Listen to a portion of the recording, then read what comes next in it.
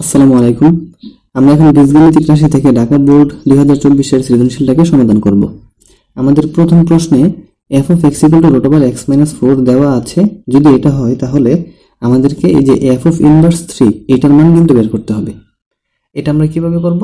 দেখো, এই যে f of inverse 3 তোমরা দেখতেছো, এই সম্পূর্ণটাকে আমরা মনে মনে কিছু একটা ধরে নিই। এটাকে p q অথবা a ধরে আমি এটাকে a ধরে নিলাম। যদি আমরা এই সম্পূর্ণটাকে a ধরে নিই তাহলে কি হবে? এই এফটা যদি আমি ওই পাশে নিয়ে যাই, এই এফটা যদি আমি ডান পাশে নিয়ে যাই তাহলে এদিকে শুধুমাত্র মাইনাসের 3 থাকবে, আর এফ ইনভার্স এখানে গেলে শুধু এফ হয়ে যাবে। এফ অফ কি হয়ে যাবে? এটা এ। খেয়াল করো তো, এদিকে ইনভার্স থাকার কারণে এদিকে এটা উল্টায়া যাবে, তার মানে শুধু এফ অফ এ হয়ে যাবে। অর্থাৎ এফ অফ এ আমরা কত দেখতেছি এখানে? মাইনাসের 3। যদি এফ অফ এ মাইনাসের 3 হয় তাহলে এই যে ফাংশনটা এখানে দেখতে পারতেছো এফ অফ এক্স, যদি আমি এটাকে এফ অফ এ লিখি তাহলে আমার কি হইতেছে? রুট ওভার এ মাইনাস 4। আমার এটাই তো হইতেছে। এখন এই যে root over A minus 4 F of A, বা আবার আমরা দেখতেছি যে এফ অফ এ এর মান হচ্ছে কত? মাইনাসের 3। তাহলে এফ অফ এ এর পরিবর্তে বসিয়ে দাও মাইনাসের 3 equal to root over A minus 4। এরপর এটাকে আমরা কি করব? আমরা এটাকে বর্গ করে দিব। এখন যদি আমরা এটাকে বর্গ করে দিই, অর্থাৎ এদিকে স্কোয়ার এবং এদিকেও স্কোয়ার দিয়ে দিই, তাহলে মাইনাস হয়ে যাবে প্লাস 3 স্কোয়ার মানে 9। আর এদিকে কত থাকবে? রুট স্কোয়ার কাটা গেলে a মাইনাস 4, বা এই 4 যদি ডান পাশে নিয়ে আসে তাহলে 9 প্লাস 4 ইকুয়াল টু কত? 13। a ইকুয়াল টু কত চলে আসলো আমাদের? 13। তাহলে a যদি 13 চলে আসে, তাহলে a টাকার মান ছিল এই যে f অফ ইনভার্স মাইনাস 3 এর মান ছিল। এটাই কিন্তু আমাদের আনসার। এখন আসো পরবর্তী যে প্রশ্ন, সেটাতে আমাদেরকে বলা আছে যে f of xyz যদি 324 xyz হয় তাহলে f of xyz আমরা এখানে আগে উঠিয়ে নিই। এটা হচ্ছে 8x cube plus 27y cube 64z cube, এটার মান হচ্ছে 3/24 xyz, 3/24 xyz। আমাদের কিন্তু একটা সূত্র আছে, সূত্রটা হচ্ছে যে a plus B plus c এর সূত্র। যদি a cube plus B cube plus C cube minus 3abc হয় তাহলে তার সূত্র হবে half into a plus B plus c a minus b square plus b minus C whole square plus C minus A whole square. ওই সূত্র অনুসারে এটাকে আমরা এখন সাজাই। প্রথমত আমি এটাকে লিখতে পারি 2x, এটার জায়গাতে 2 দিলেই তো এটা কিউব হবে, প্লাস 27কে দিতে হবে 3, কারণ 3 কিউব কত হবে? 27। 64কে দিতে হবে 4, তাহলে 4কে কিউব করলে হবে কত? 64। আর এটা যদি আমি সামনে নিয়ে আসি তাহলে হবে মাইনাস 3। এটাকে যদি আমি এ ধরি, এটাকে যদি বি ধরি, এটাকে যদি সি ধরি, তাহলে আমাদের এখানে লিখতে হবে A B C, A B C equal to 0। এখন দেখো তো আমাদের সূত্রের প্রথম অংশটা হইতেছে না? A cube plus B cube plus C cube minus 3abc। এখন এটা সূত্র আমরা লিখে ফেলবো। তাহলে এটার সূত্র কি? হাফ ইন্টু, এই যে প্রথমত থাকবে half into A plus B plus C, তার মানে 1/2x plus 1/3y plus 1/4z, half into A plus B plus C into second bracket দিয়ে দিলাম a minus B whole square 1 minus 2x 1/3y, a minus b whole square plus b minus C whole square plus C minus A whole square, off করে দিলাম equal to 0। এটা হয়ে গেল। এখন এই যে হাফ তোমরা দেখতেছো, এই হাফটাকে যদি আমি ডান পাশে নিয়ে যাই তাহলে এটা 2 ইন্টু 0 হবে না? তাহলে এই হাফটাকে যদি আমি ডান পাশে নিয়ে যাই তাহলে এটা 0 হয়ে যাবে। তাহলে আমি এদিকে হাফটাকে কেটে ফেললাম, এটাকে আমি ডান পাশে সরিয়ে ফেললাম। এই যে সরিয়ে ফেললে 0-র সাথে এসে এটা কি হয়ে যাবে? 0 হয়ে যাবে। তাহলে এই যে এটা একটা পদ, এই সম্পূর্ণটা একটা পদ, এবং দুই পদের ইনটু মানে দুই পদের গুণফল ইকুয়াল টু 0। আমরা জানি যে যদি দুই পদের গুণফল 0 হয় তাহলে হয় এটা ইকুয়াল টু 0, না হয় এই সম্পূর্ণটা ইকুয়াল টু 0। তাহলে আমরা লিখি যে হয় এই যে এই সবটা ইকুয়াল টু 0। তাহলে এটা এখানে কি আছে? 2x, এটাকে লসাগু করে ফেলি একবারে।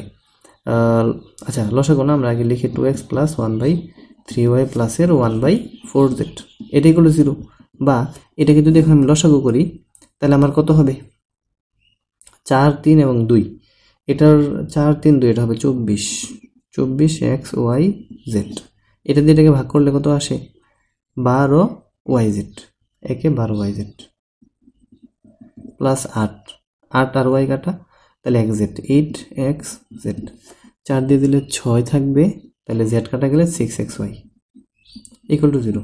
এখন যদি আমরা এইভাবে আর গুণন করি তাহলে 24xyz এটার সাথে এই যে 24xyz এখানে গুণ হবে, গুণ হয়ে কত হয়ে যাবে 0। তাহলে সুতরাং শুধু কি থাকবে যে উপরের অংশটা, অর্থাৎ 12yz plus 8xz plus 6xy equal to কত 0। দেখো আমার কিন্তু একটা অংশ কিন্তু প্রমাণ হয়ে গেল। এবার এই সম্পূর্ণটা ইকুয়াল টু 0। এই জায়গাতে একটু তোমাদের লক্ষ্য করতে হবে যে যদি এই সম্পূর্ণটা ইকুয়াল টু 0 হয়, অর্থাৎ তিনটা পদের যোগফল, এই যে যোগফল যদি 0 হয়, তার মানে হচ্ছে প্রথমটাও 0, দ্বিতীয়টাও 0, তৃতীয়টাও 0। তাহলে আমি এখন লিখবো যে প্রথমটা ইকুয়াল টু 0। প্রথমটা কি লিখবো? আচ্ছা, এবং এটা অথবা হবে, অথবা এখানে হবে 1/2x minus 1/3y, 1/2x minus 1/3y square equal to 0। উভয় পক্ষে যদি আমরা রুট করি তাহলে কি হবে? 1/2x minus 1/3y। এখন যদি আমি এটাকে পক্ষান্তর করি তাহলে 1/2x ইকুয়াল টু 1/3y, এটা হয়েছে। এখন যদি আমি উভয় পক্ষকে ব্যস্তকরণ করি তাহলে 2x চলে আসবে উপরে, এদিকে 3y চলে আসবে কোথায়? উপরে।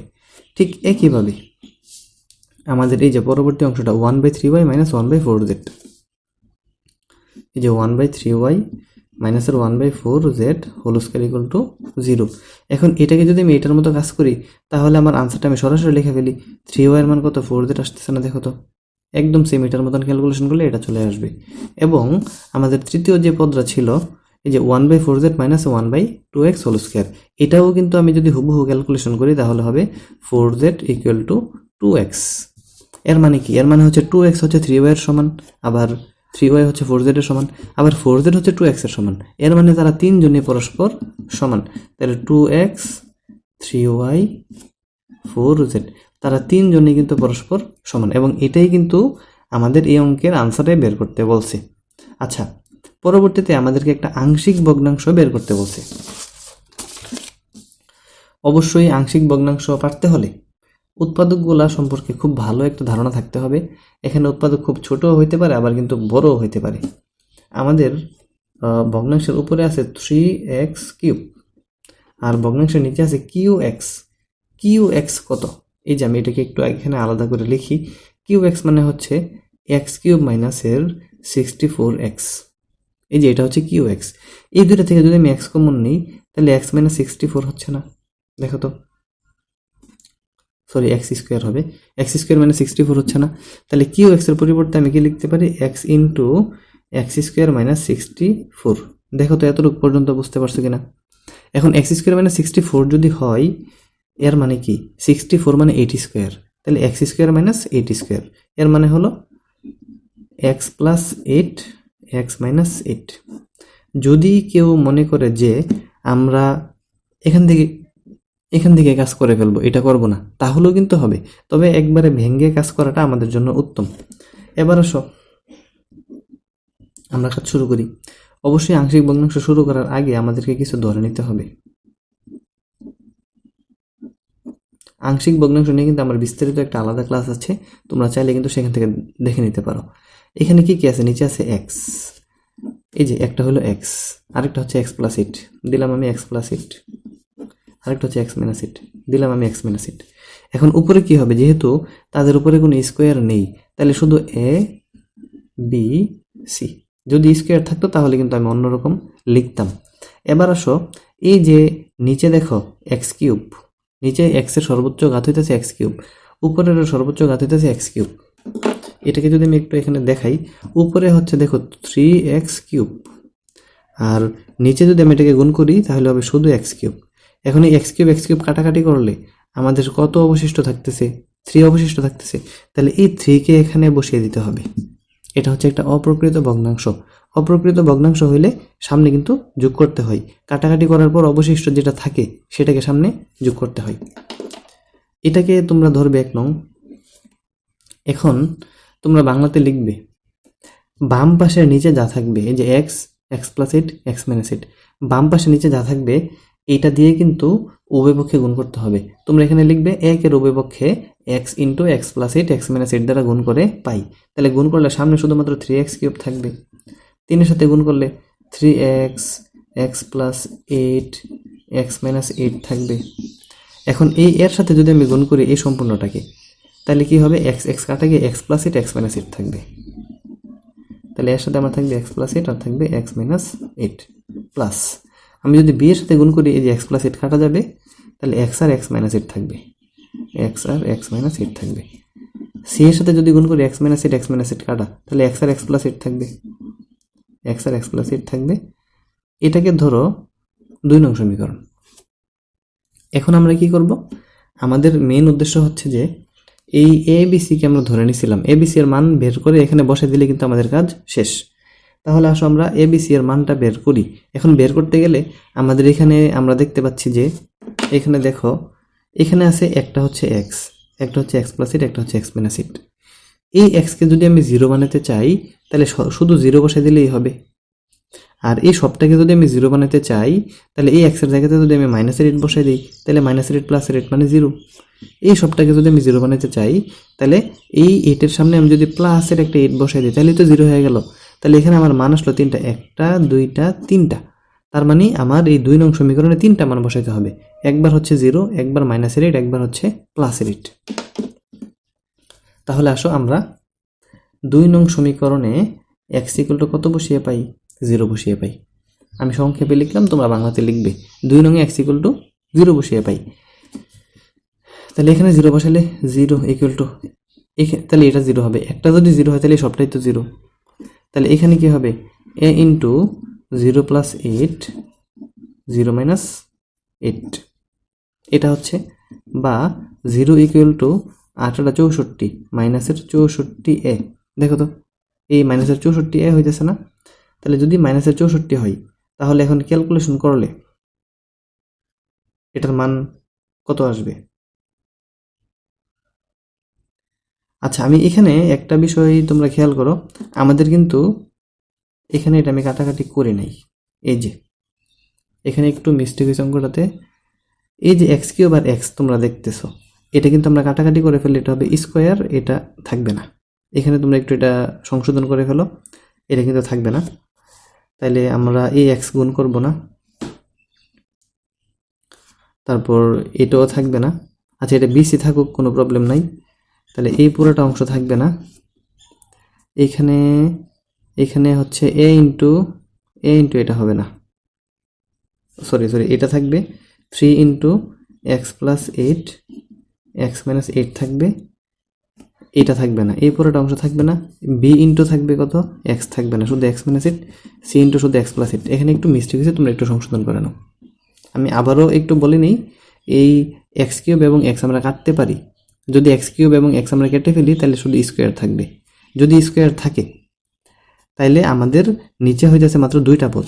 2টা পদের জন্য হচ্ছে 2টা, এক্স প্লাস এইট এবং এক্স মাইনাস এইট, একটা বি একটা সি। তোমরা চাইলে এ বিও দিতে পারো, কোনো প্রবলেম নেই। যেহেতু এখানে বি সি লিখে আছে আমি এটাকে কাটাকাটি করলাম না। এখন উভয়পক্ষে আমাদের এক্স প্লাস এইট এবং এক্স মাইনাস এইট দ্বারা গুণ দিতে হবে।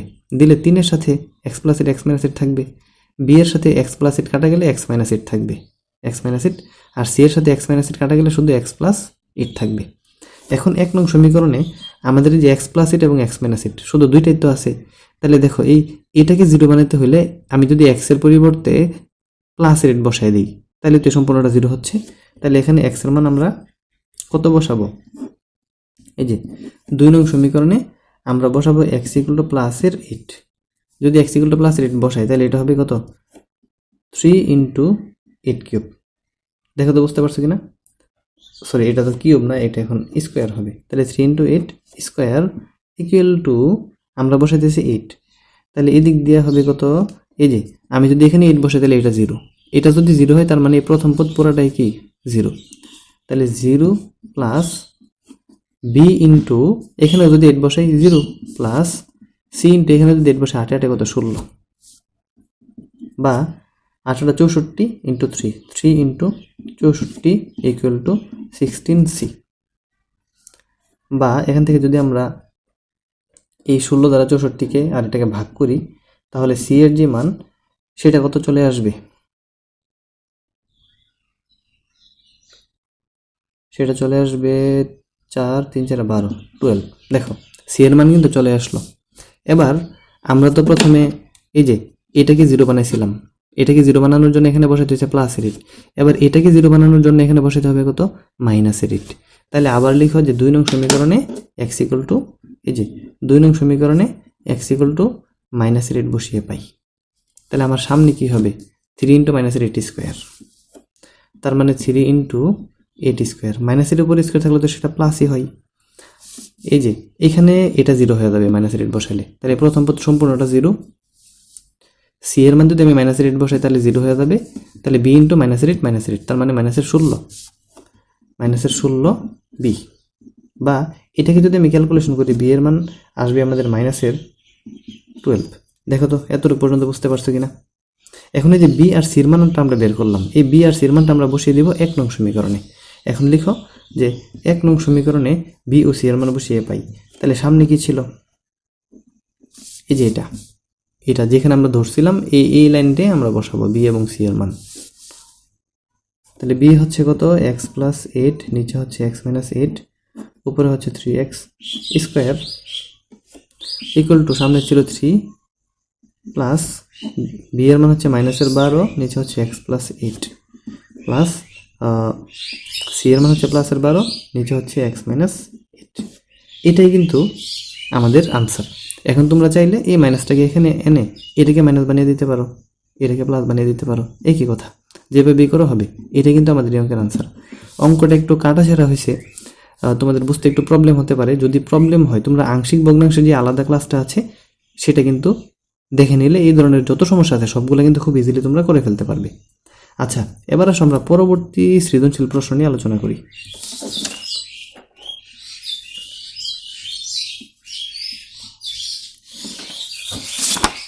আমরা এখন যেটা নিয়ে আলোচনা করব সেটা হচ্ছে রাজশাহী বোর্ড 2024।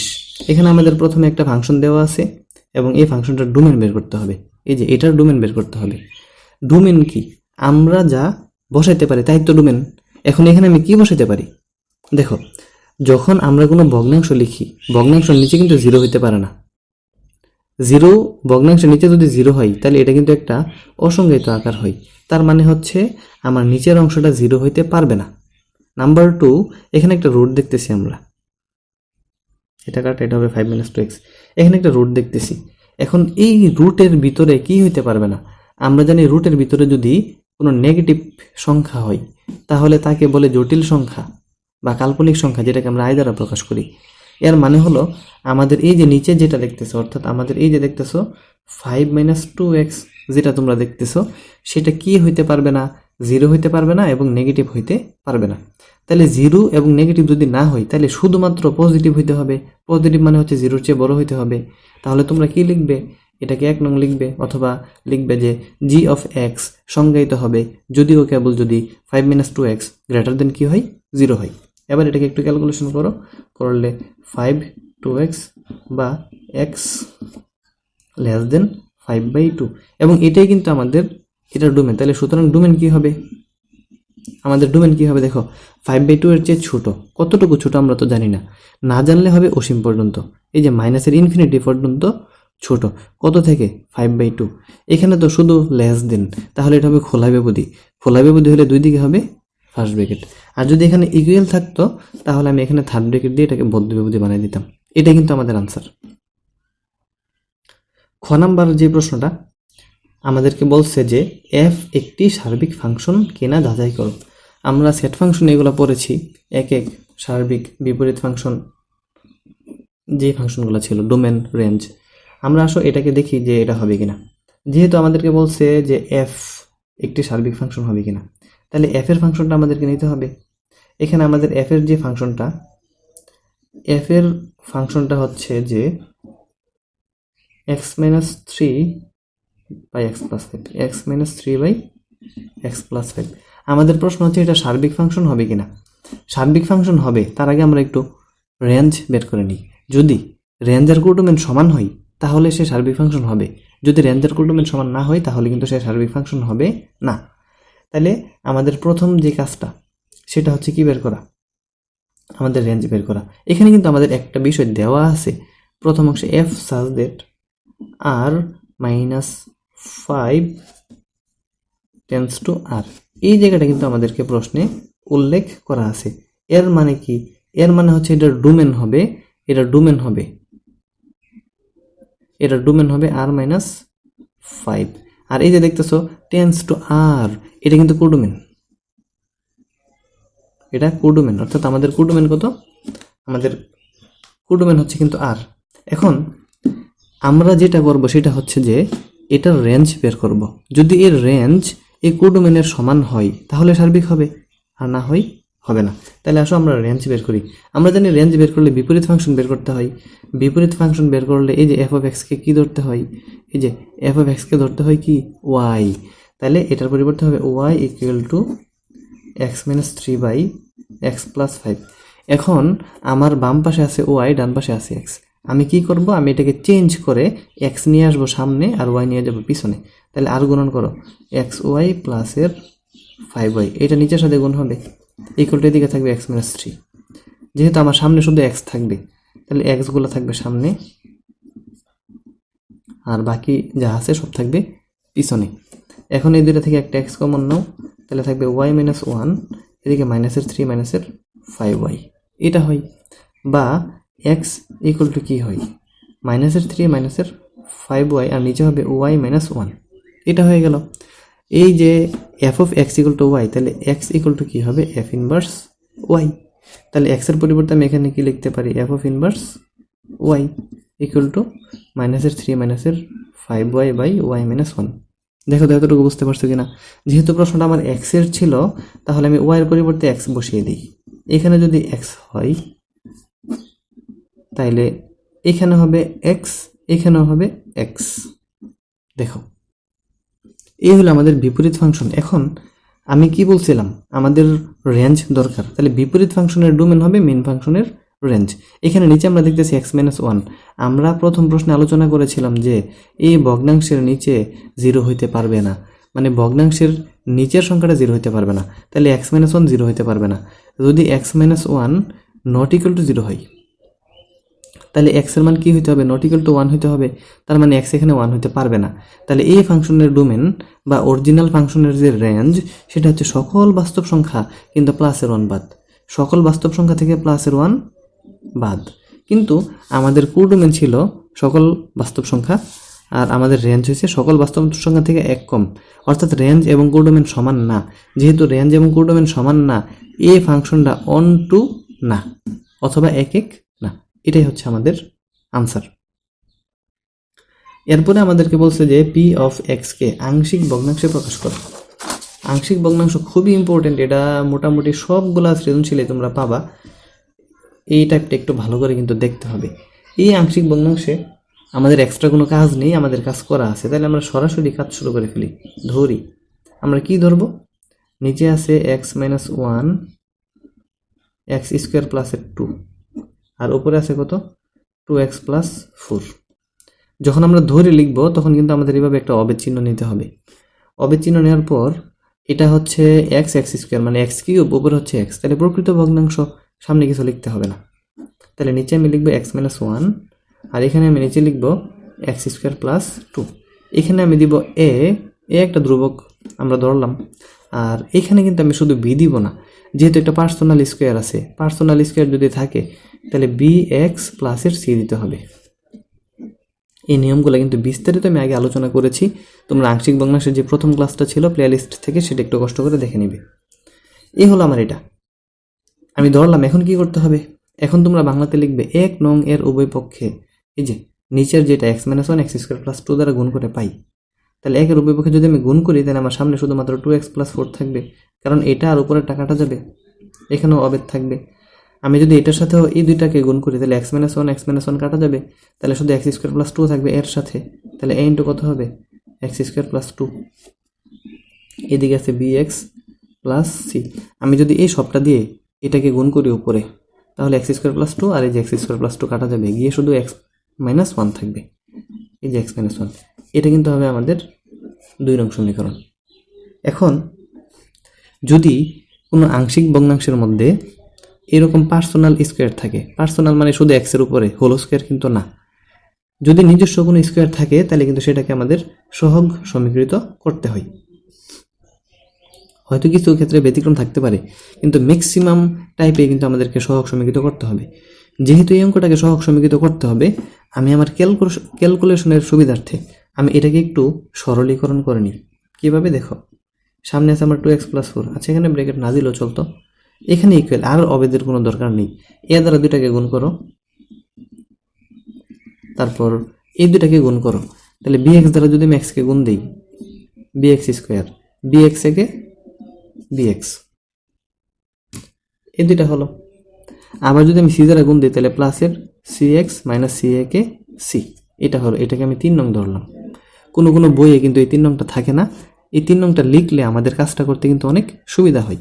আচ্ছা লিখলাম, এখন আমরা একটা মান অন্তত পক্ষে 2 নং থেকে আনতে হবে। কই থেকে আমরা আনবো? 2 নং। এখানে আছে x² + 2। তোমরা একটু ভালো করে লক্ষ্য করো, এই যে a এর সহগ তোমরা দেখতেছো, এটাকে কখনো 0 বানানো সম্ভব না।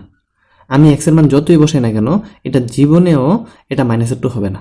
আমি যদি -2 দেই, এটা +2 হয়ে যাবে। বাস্তব সংখ্যা সেটা সম্ভব না, যদিও জটিল সংখ্যায় সম্ভব, আমরা ওইদিকে না যাই। যেহেতু এটাকে 0 বানাতে পারতেছি না, তাহলে এটা বাদ দাও। এখানে আসো, এটাকে কি আমরা 0 বানাতে পারি? হ্যাঁ পারি। x এর মান যদি আমি +1 বসায় দেই, তাহলে তো এটা 0 হয়ে যায়। তার মানে আমি একটা অংশ পেয়ে গেলাম, যে 2 নং এ x = +1 বসিয়ে পাই। লিখো, 2 নং এ x = +1 বসিয়ে পাই। তোমরা এটা বাংলাতে লিখবে। তাহলে যদি 2 নং এ x = 1 বসাই, তাহলে সামনে কি থাকবে? 2 × 2 + 4, মানে সামনে থাকবে শুধু 6। এদিকে কত থাকবে? a × 1² + 2, মানে 2 × 3, তার মানে 3a প্লাসের, যেহেতু এটা 1 বসালে 0, তাহলে এই অংশ সম্পূর্ণটাই কি? 0। সুতরাং a = 2। দেখো আমার একটা মান কিন্তু চলে আসলো। এখন আমার দরকার হচ্ছে b এবং c এর মানে, যে b এবং c, আমি a b c 3টা মান বের করব এবং 1 নং এ বসিয়ে দিব, তাহলে আমার অঙ্ক শেষ। a পেলাম। এখন b বের করতে হলে আমাকে এই যে 3 নং আমি ধরছি, এটাকে সহগ সমীকৃত করতে হবে। দেখো আমরা সবসময় সর্বোচ্চ ঘাত থেকে সহগ সমীকৃত করব, সর্বনিম্ন থেকে করলেও হয়, কিন্তু আমাদের এটা সুবিধা হয় না। আমরা প্রথমে করব x² এর সহগ সমীকৃত।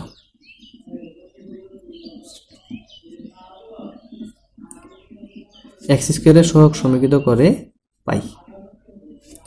যখন আমরা x² এর সহগ সমীকৃত করব, দেখো বাম পাশে কোনো x² আছে? নাই। তাহলে সামনে থাকবে কত? 0। ডান পাশে কোনো x² আছে? এই যে আছে, দেখো। তাহলে এই যে তোমরা x² দেখতেছো, এটা সহগ কত? a। তারপর এই যে আরেকটা x² দেখতেছো, এটা সহগ কত? b। আর আছে? নাই। তাহলে আমার a + b থাকবে, অর্থাৎ আমার এদিকে হবে a + b। লিখলাম। এখন এর মান হচ্ছে 2, বা b = -a, এর মান 2, তাহলে হচ্ছে -2। এটা হচ্ছে আমার b এর মান। এবার আসো আমরা x² এর পরে হচ্ছে শুধু x, তাহলে x এর সহগ সমীকৃত করে পাই। এই যে সামনে x এর সহগ কত আছে দেখো তো? 2। তাহলে x এর সহগ আমি লিখলাম 2 = এদিকে দেখো তো, এদিকে এই যে x এর সহগ হচ্ছে -b, লিখলাম আমি -b। এই যে প্লাসের c, লিখলাম আমি প্লাসের c। আর কিন্তু কোনো কিছু নেই। তাহলে এই মানটা এখন এখানে কাজ করি আমরা, বা 2 = এই যে b এর মান, কিন্তু b এর মান কত ছিল? -2। তাহলে b এর মান -2 বসালে এটা +2 হয়ে যাবে, প্লাসের c হয়ে যাবে। তাহলে 2 - 2 = কত? 0। সুতরাং c = কত চলে আসলো? আমার 0 চলে আসলো। তাহলে এই যে একটা, এই যে 2টা, এই যে 3টা, তাহলে আমি a b এবং c এর মান পেয়ে গেলাম।